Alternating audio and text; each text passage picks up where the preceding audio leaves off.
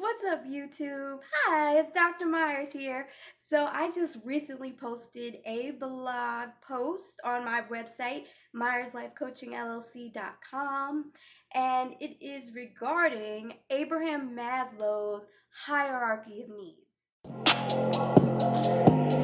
Dr. Myers, Dr. Myers, Dr. Myers, Dr. Myers, Dr. Myers, Dr. Myers. Hey, thanks. Walked in to the pen, then I sing. Dr. Myers, Dr. Myers, Dr. Myers, Dr. Myers, Dr. Myers, Dr. Myers, Dr. Myers. I walked in, and I sing. So, I really wanted to speak on this topic because I remember my first psychology class, I was taught about this model. So, let me give you a little background, okay? So, the model was created by Abraham Maslow in 1943. So you want to think about like the state of the country of America at that time. It was World War II. It was highly militarized, industrial capitalism. Things were very linear, production, efficiency, very linear in structure, right? So nowadays things are a lot different. Teams are structured and less of a up down, top down format, more horizontally with collaboration and different models to improve teamwork in the workplace. So things are a lot different in our culture and the way we make money for ourselves, for obtaining resources and so forth. So the model specifically is structured in such a way. So this is why I kind of see it as a problem when I'm working with my clients. Okay, so let me just explain the model, right?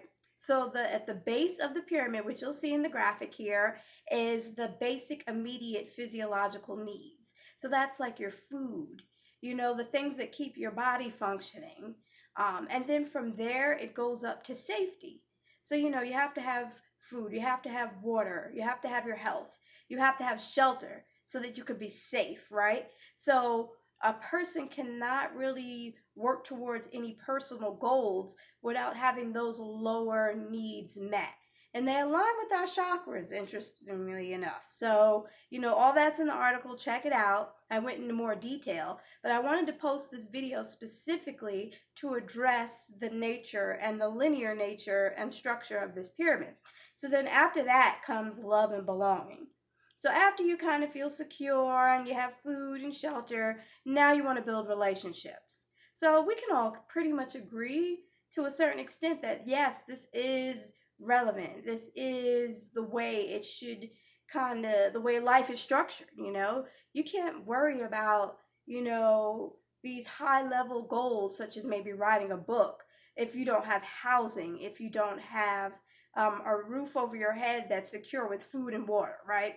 So the next step up is your esteem. So your identity. Who do you identify yourself as? Do you have a career? Do you have a family life and roles that you identify with, right? And then going up from that is self-actualization. So this is the biggie. Now, Maslow kind of listed individuals that he believed aligned with self-actualization. And this would be like Abraham Lincoln was on his list, these higher level, highly accomplished individuals, Gandhi, the Martin Luther Kings, etc. So after you have kind of worked through all these needs of water, shelter, relationships, career, then you can, and self actualization, you can achieve. So after you've kind of hit that esteem, then you can start thinking higher level. But I want to argue the point that we need to start thinking higher level now. Time is differently, the world has changed. In my meditation, it was brought to my attention. And, the collective of Abraham, I meditate and they come to me and I hear things through my meditation. And within this, it said to me, you need to think higher level first so that all your needs can be met. If you think about the individual that's homeless and they're living in the streets and, there may be mental health challenges, there may be some experiences they've had that kind of put them in that situation. traumas, different issues in their life that kind of plopped them in that situation. And it's hard to get out of it once you're in it.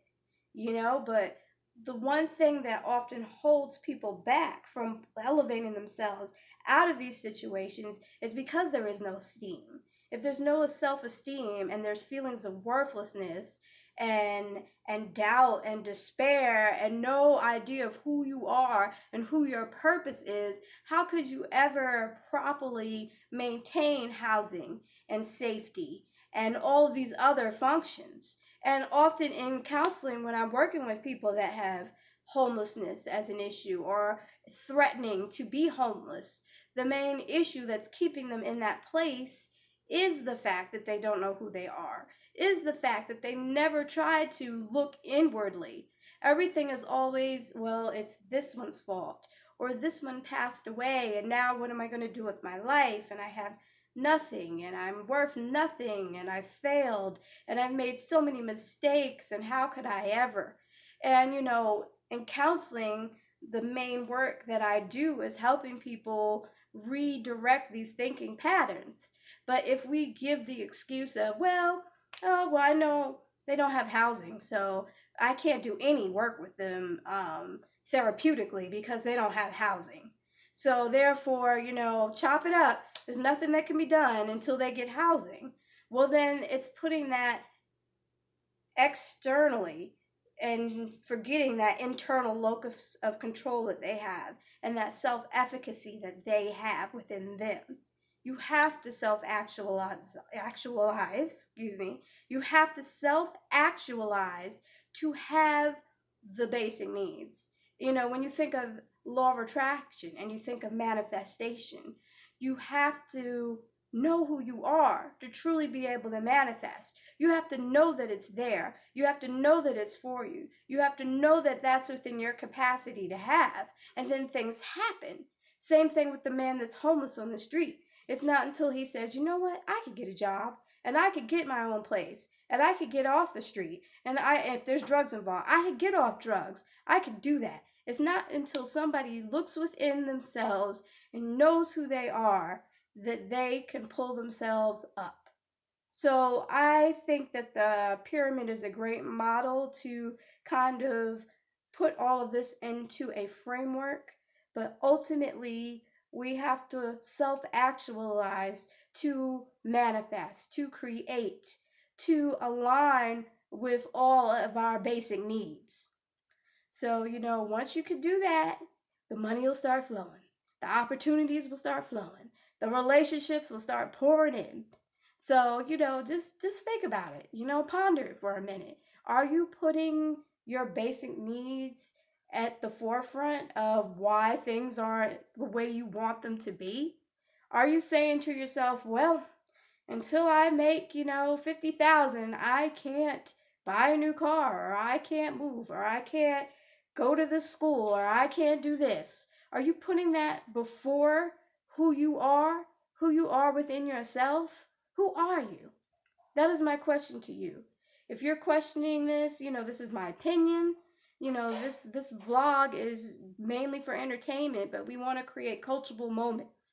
And that's what we do. We take our life experiences and translate them into coachable moments. So with that being said, thank you. Please subscribe. Please like this video. I'm trying to grow this channel. I want to put more information, more content, more videos to help you feel motivated and to show you, our family and our personal experiences that we go through every day. And, just be a resource and a support.